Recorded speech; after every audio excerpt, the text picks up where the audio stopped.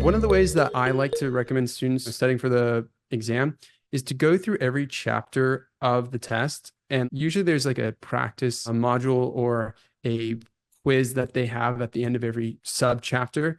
And so I recommend going through those questions and really understanding, do I understand the subsections of the chapter that I'm being tested on?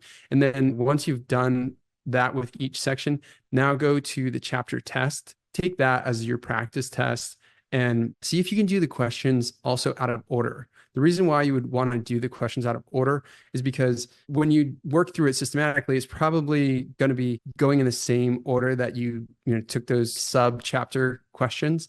By mixing it up, you want to present yourself with things out of order. So that way you essentially have to figure out what is the principle that I need to apply in order to solve this problem. You don't want to just memorize every time a question looks like this, then that's, the step that I take. Instead, you want to kind of mix it up so that way you're like, here's this problem. I have a bunch of things that I know in order to solve that problem. Which one needs to be applied? That skill of figuring out which thing that I know do I need to apply right now? That's a really important skill to have, especially on test day.